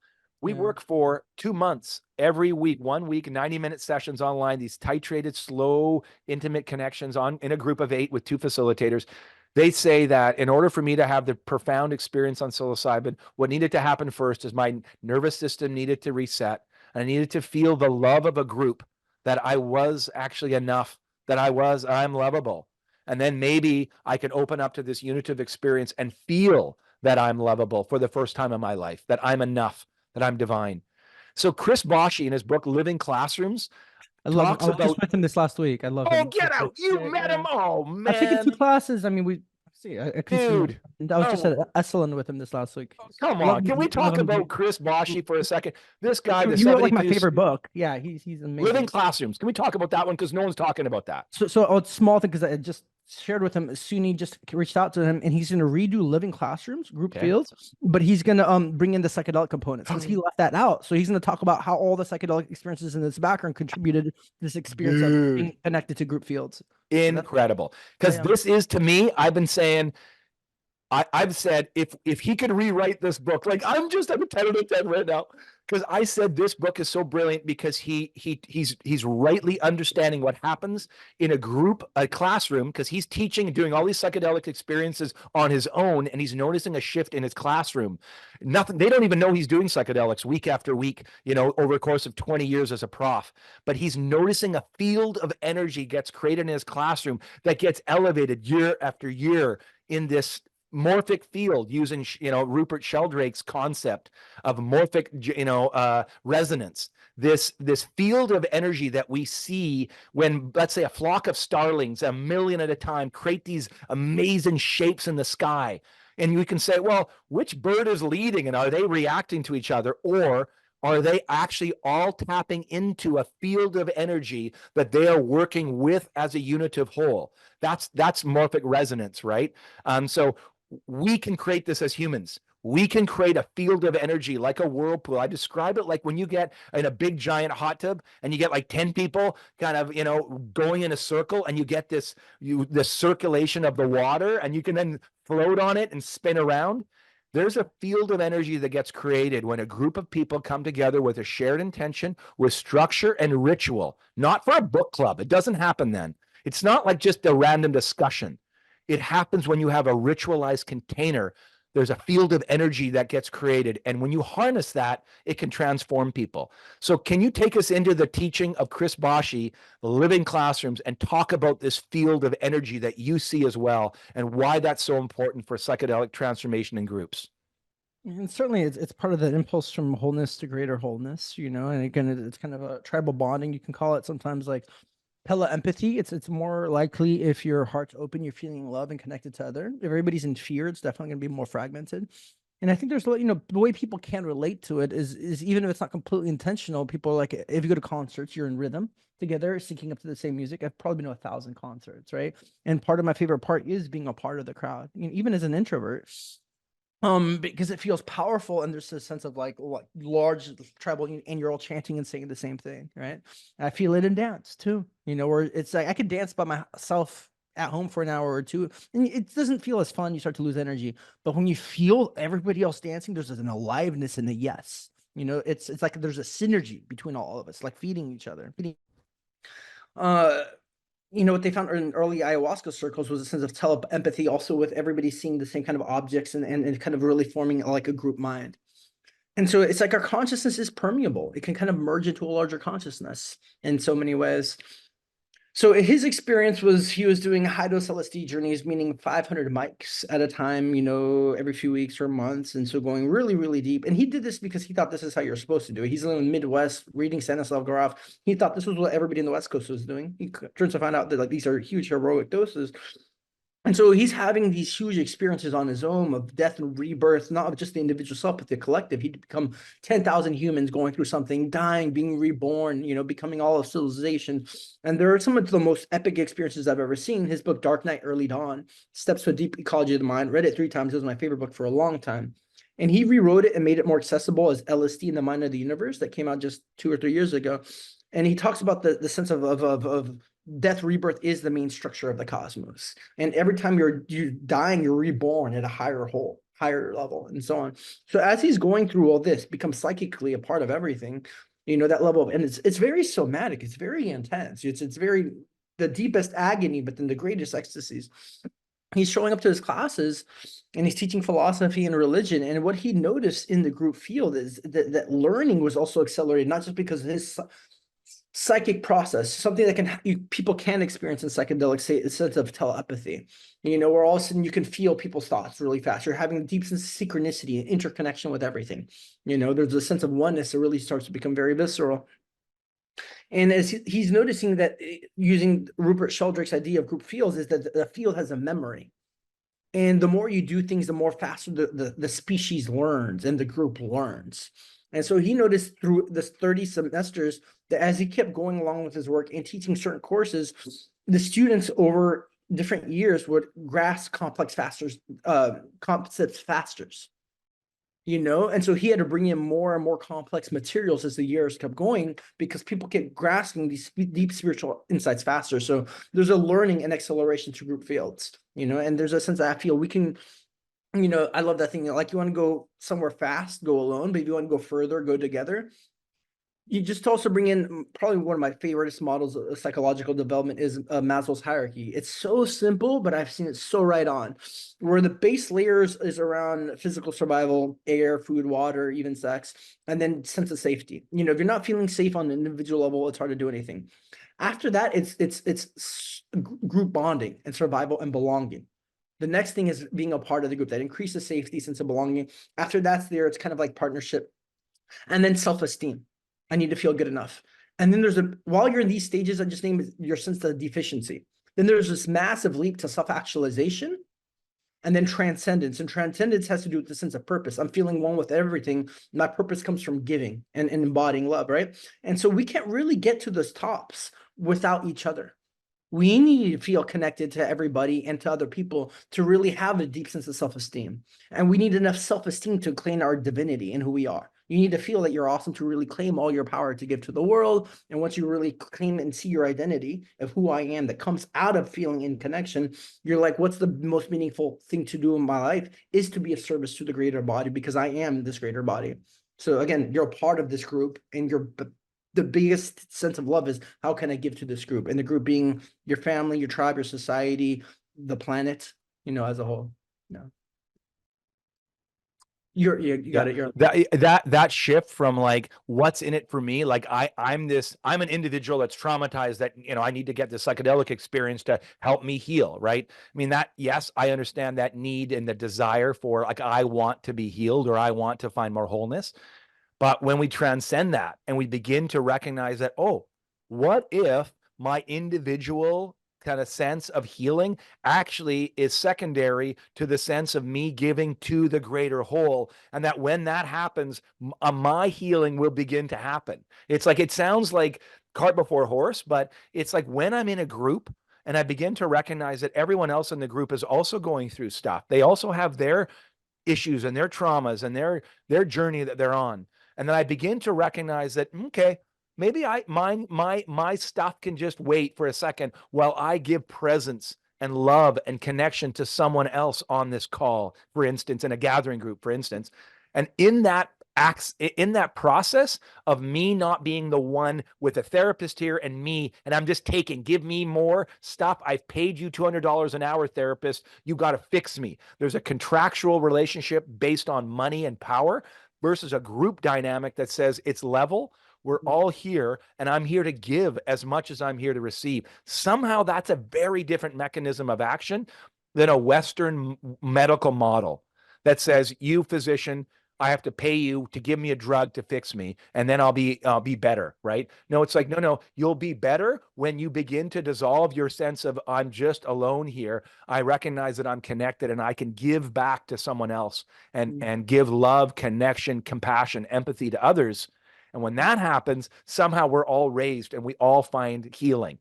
no. And we haven't explored that in the West. It's Right. been an individual, therapeutic, westernized model. And then we come to psychedelics and say, oh, how can we take this new substance and fit it into that Western model? And I say, oh, I want to break that model so bad because I think the model is what's the problem with our mental health. We Oh, pay totally. people to freaking talk to us about our problems and we stay in it for decades. It's definitely it's connection that heals, right? In so many ways. And having 2018, we started doing this, the group work in Jamaica, and I knew going in the group work itself was going to be a big part of it, but it just became explicitly embodied in knowing. For me, it is the psilocybin that is the primary medicine, and for me, it is the group that's secondary. In so many ways that I can give the person individually psilocybin, and they still have life-changing experience, right? So I don't want to take away the power of it. That being said, it could be still really transformative without it in the group. And Yeah. that's because what I've come down to is that all our trauma comes down because of fractured, connections, whether it be Yeah. or neglect, all the trauma, right? Either your parents abused you and you were hit and you yelled and that created trauma, or you were neglected. And it's harder to see and sometimes deeper. And so almost all the trauma comes from a sense of separation. Again, the model is unity is our true form, and the sense of separation is what creates the trauma, right? And so there's so many ways separation happened. Either they pushed you away or they pulled away or you were just alone. Right. And so connection heals almost all our trauma. Psilocybin gives a sense of connection. And sometimes people have such defense structures that they can't, or they have nourishment barriers they can't let love in. But if you get a group bonding or even hugging and touching and get it on a somatic level, and touch can be iffy, but important. Like a baby, you can't tell it, hey, you're safe and you're loved. It Right. needs to be held and rocked in the body. That's how it understands, right? And we're losing that kind of communal group bonding we have in the West because we're scared for so many reasons. But if you bring in all these elements, it is much faster. It is much deeper.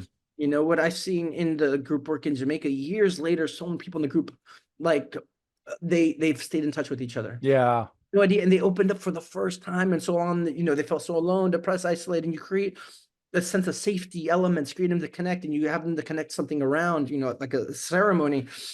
And they leave kind of ecstatic, and all of them, they were surprised how important the group was, because ultimately we're all longing for connection. Yeah. I think that's why we exist. Why did God just want us separate into so many forms? Is to connect with each other. I think at the end of the day, when we die, it all comes down to love, which so much has to do with other humans. It's those moments with each other that really become the most meaningful. Oh man, what a beautiful line. As we begin this to close this up, um, Jahan, you're that line of God breaking into all these forms to find connection, that this is the longing of the whole universe is connection, right? That this is deep in our DNA. It's in our stars, it's in our planet, the cycles of kind of breaking apart and coming back together. That process of death and resurrection, of new birth, and of coming together into a unit of whole. This is deep in our psyche.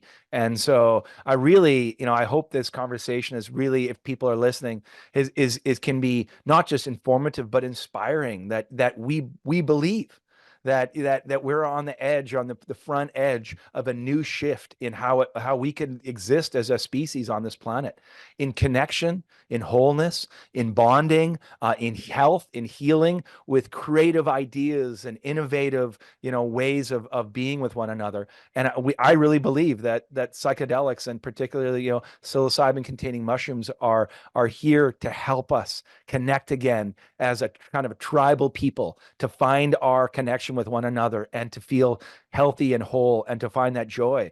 Um, Jahan, what are some couple other takeaways? I mean, there's a whole bunch of big list that we didn't get into, but is there one or two things that you'd say, ooh, I really wanted to dive into this still?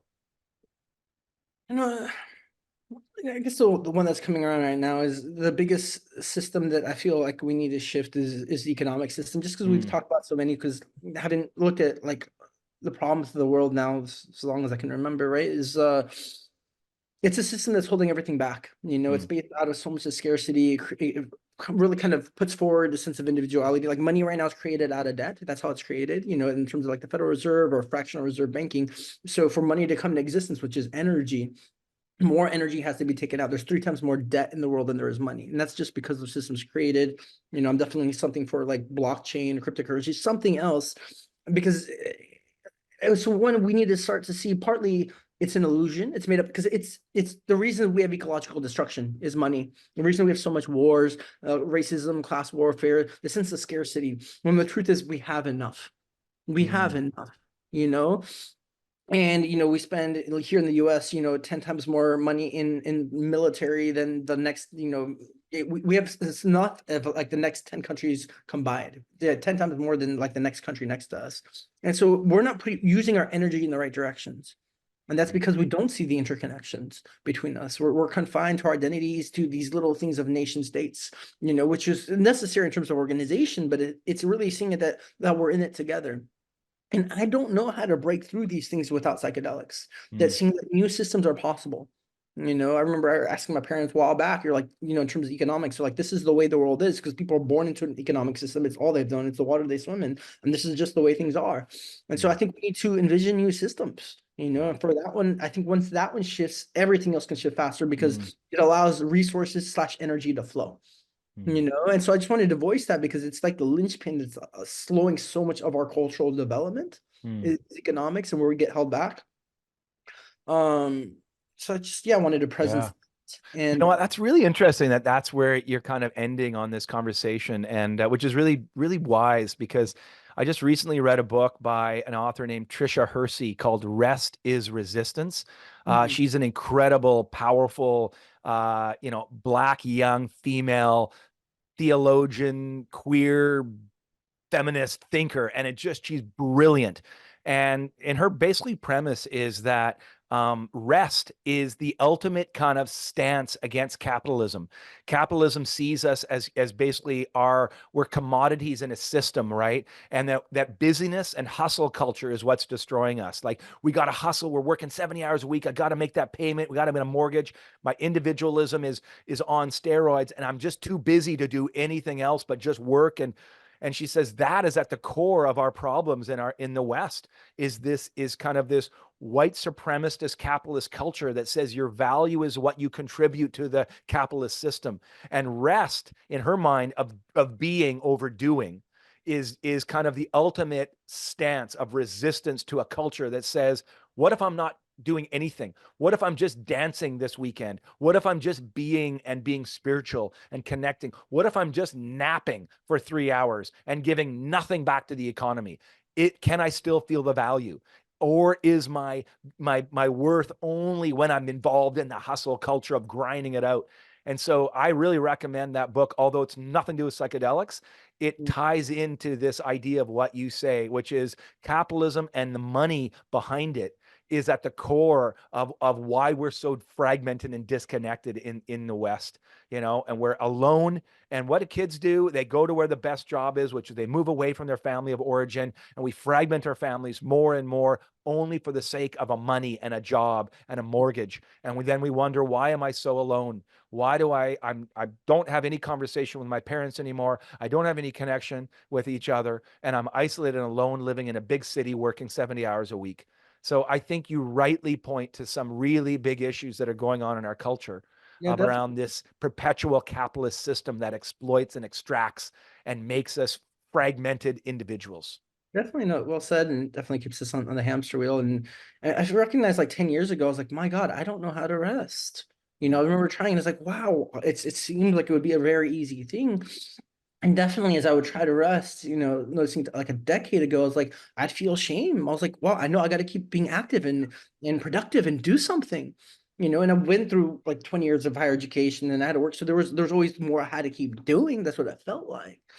And it was only in the last few years, 3, 4 years, where I really got to move deeper. Of course, I had moments of being, but really a more deep state of being where I'm like, I'm okay out of the survival Mm. mode. It took so long to get out of that conditioning, and then definitely I think what helps heal the into being is knowing that we have an inherent worth and value, which is also again what the psychedelic itself, it's like you divinely have worth.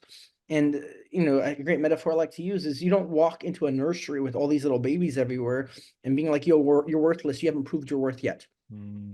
To the little babies, you're like, you're precious, you're amazing. A lot of people would die to save a baby, and for some reason this baby gets older, 20, 30 years old, and now we judge them like, what have you done to prove your worth? And they start to judge themselves. And it's like, it's the same baby. In God's eyes, they're fucking inherently beautiful and amazing and have deep divine worth. You always have a sense of, in terms of the cosmos, worth. And Wow. so, right? So even at rest, you need to know like you're wanted and loved by the cosmos, hopefully by yourself, by the people around you. And this way, when you work from a different place, not out of anxiety, not out of shame, not to prove yourself, of like my worth comes down to digits on the screen of how much I'm worth in terms of money, a little irrelevant, right? But you do things out of passion, and then you do the things you love.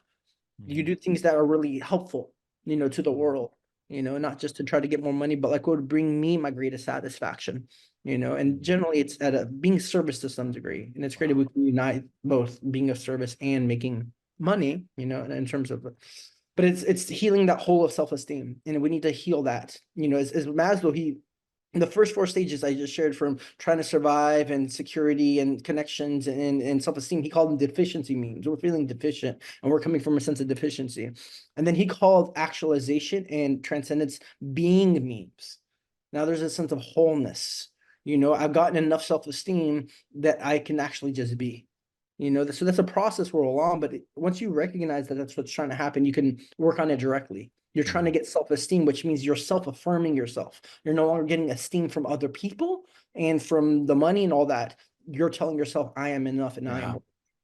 Oh man, that is the highest, the self-actualization, which is really the spiritual being, right? This Yeah. the being that is no longer dependent upon, and as you said, there's love, and then there's a whole big gap, and then there's learning, and then there's just everything else, right? I mean, I saw that on my 5-MeO experience where those are the two energies in the universe that drive everything, love and growth, learning, right? And Mm. so here you are talking about, again, we're going back to the integral theory, Ken Wilber's, like, and this kind of self-actualization process, which is we begin to recognize that our value is intrinsic, that we are loved, that we are divine beings, that we are enough right now in this moment. You are enough. Mm. And that for many of us, the language and the narratives in our head are so loud that we are not enough, that our parents have told us we're not enough, religion said that you're not enough, that this scorekeeping God that you've been fostered on says that you're not enough unless you do X, Y, and Z. And in the midst of that, this incredible sacred mushroom comes to us and says, what if I could give you an experience that you are enough? Just the way you are, that the divine loves you just the way you are. I mean, what a gift. This is what I've always longed to as a pastor. I've always longed to be able to give someone a sacrament and not just be like, well, this is a remembrance of something that Jesus did 2,000 years ago. I've always longed to be able to say, you are going to take the body of God into you in this moment, and you are going to feel the love of the entire universe inside of you so that you never forget the rest of your life that you are enough, that you are loved. Man, that's so important to me. Thank you for opening your heart and bringing your emotions into the space. Yeah, this is not about money. This is not about power. This is about transforming people so that they can recognize who they really are, so that they can show up for their kids. I've had dads that are so traumatized by their, police officers that I work with that are so traumatized. They can't show up for their wife. They can't show up for their kids. Nothing's working for them. They just come home angry and they just reactive and their kids, hey, daddy, you want to play trucks? And he just slaps them. And he's like, I don't want to do this. This is not my value peg. And I'm like, oh, honey, I want to help you. And then they go through a program and I see them soften and I can see them show up for their wife. And their wife in tears calls me and says, Peg, like, this has changed them. He's gentle with me. He's showing up for his kids. He was aligning with his values, right? This is what I want for people on our planet. And we've got something that can do this.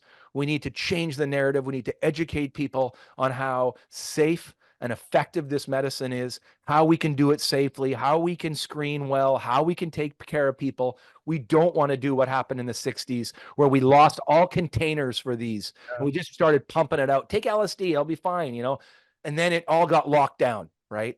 We need safe containers for this work to happen so we can transform this planet. And I see you as an ally in this work, Jahan. I just want to say thank you for your beautiful work that you're doing.